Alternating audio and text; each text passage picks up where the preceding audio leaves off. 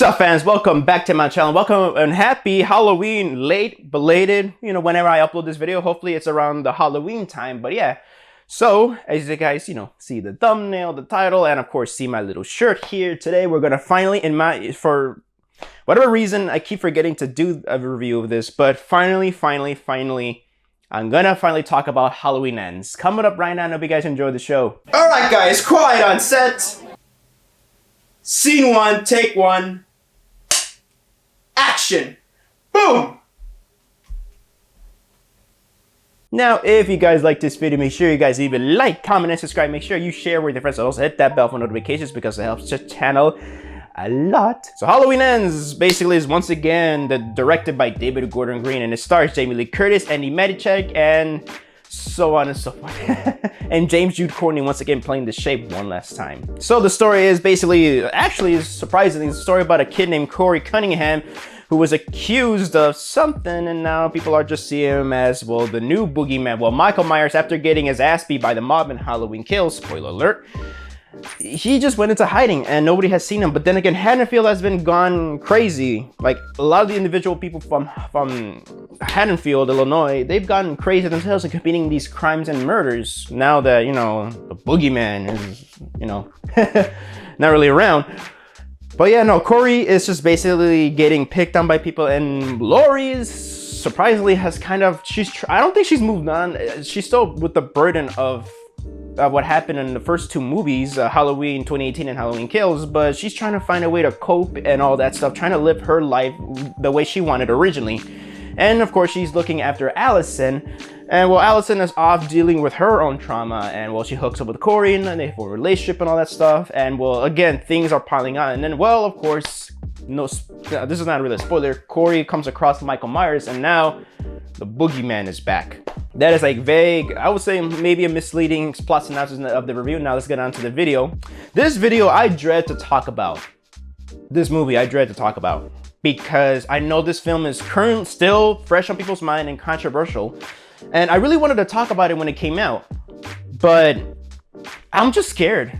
I mean, this is the internet. I know this is the internet. I know this is the internet that you're always going to get people coming after you and attacking you and all that stuff, which, let's be real, guys, the people who love to come over to you and attack you, they will not do this. It's going to be a whole different thing in person. Like, yeah. But I got it over that because, at the end of the day, it's just a bunch of strangers. Hopefully hope you guys stay subscribed after the end of this video from my opinion from this. But let's get on to it. I really dug this one. I actually dug this movie way more than Halloween Kills, and I enjoyed Halloween Kills a lot. But the thing is that this one gave me something more than just a typical slasher film. I'm actually glad that they gave us a more psychological thing and a more different direction and a different approach compared to the first two. Because the first two is always about Laurie Strode and her deal with trauma. And the second movie is about Michael Myers. And this third one is about, yeah, you could say Corey Cunningham, but also I say it's about Laurie and Michael coming together. And yeah, I really love this movie. I really dug it. So let me just get on to the negatives before I get on to the positives. And also, yeah, it's just spoiler-free / spoiler review. So again, spoiler alert. So my negatives right now is that I wish Michael Myers got more screen time. When he shows up, he's so cool. He does his thing, but he should have gotten a bit more screen time. It is Halloween Ends, of course, And Corey Cunningham, I like the Corey Cunningham character. You actually feel sorry for him, but then again, you kind of change your mind a little bit once you get to the end of the film or something. Again, hopefully I'm not spoiling nothing, but with Corey is that I like his character arc, but then again, I wasn't 100% satisfied because it just leads to nothing at the end. At least it's something, but it all amounts to nothing. And there are some kills that I'm just, why would you guys not show? There are some off-screen kills, and I'm like, why didn't you guys show it on screen? Jesus. And this movie could have worked with like a extra 5 minutes, like an extended cut, like Kills. But then again, Kills, they should make another extended cut because the ending don't really make much sense. I mean, just keep all the extended cut scenes in the extended cut, but just leave out the alternate ending. Hopefully they come up with a third cut of Halloween Kills. But that, again, this is Halloween Ends. And yeah, basically, yeah. Wish Michael had more screen time. I wish Corey's arc was more definitive and everything. And also, yeah, I would say, like, you know what? They should have introduced Corey Cunningham from the first movie, because this does feel a bit out of place, this installment, but then again, I would say it fits in. Now let's get on to the positives. I would say it fits in with the first two because these movies come with themes where like Halloween is always about dealing with 2018 deals with trauma. Halloween Kills is just dealing with the town and the whole town dealing with trauma. And now with Halloween Ends, it deals with, well, the whole freaking town and just actually no, not the town, an individual person. Are they born a killer or they're made a killer? Because usually when I would look at serial killer documentaries, it's very complicated because either they're born or they're made a killer.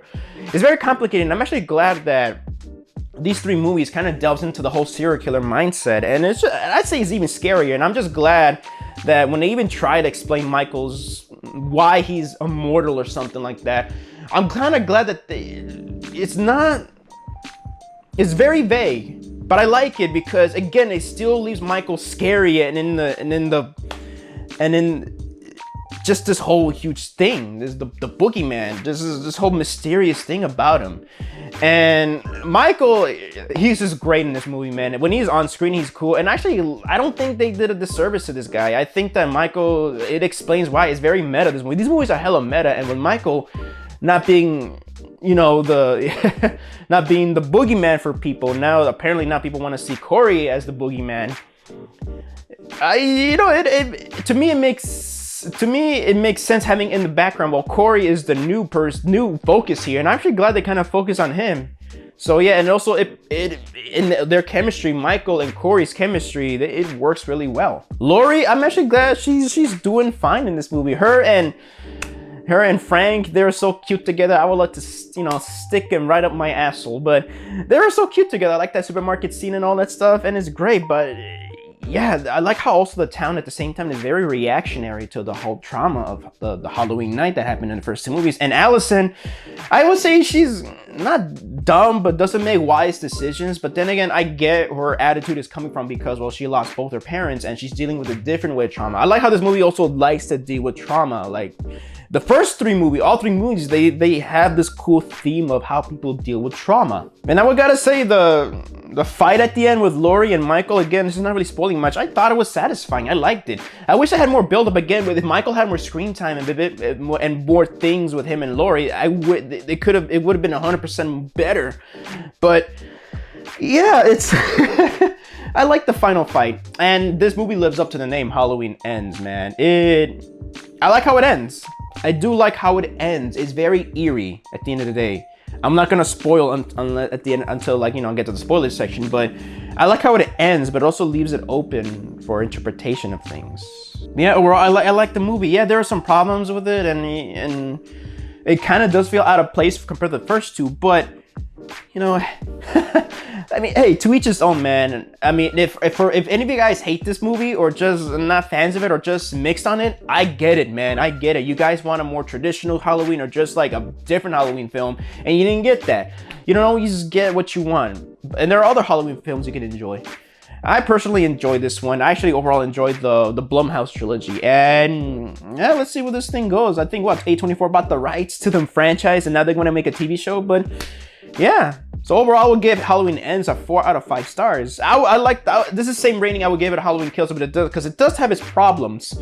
But I like this one way better than Halloween Kills. I like Halloween Kills, but that is, out of the Blumhouse trilogy, Kills is my least favorite and Ends is my second favorite. Halloween 2018 is my favorite out of this trilogy. But yeah, I actually really dug Halloween Ends. Now let's get into spoilers. I'm just gonna cover just 3 things with Corey Cunningham. His arc, just like he turns evil, like how the town wants him to be. It's not like with Michael when he was born a killer. Corey was made into a killer. Then again, there are some signs at the beginning of the movie where like he accidentally kills a kid. Kind of funny how he dies. There's a bit of like especially when he's slamming the door open, but then again he's probably afraid of the dark. Or they're just hitting the door to ask him to be let out because the kid locks him in the dark ass attic, I think. But when he becomes a copycat killer, when he becomes a new shape, I love it. It's very satisfying. But I do wish that Michael had more kills before that. It's like a passing the torch with him. But I like the kills. It was very satisfying until the very end where he gets all like I would say incel-ish, where like he kills himself, you know, when he commits suicide. Oh, if no one can have Allison, you know, if I can have Allison, no one can. And he just, I think he kills himself. Or I have. It's been a while since I've seen Halloween Ends. I have the 4K, so I'll watch it sometime.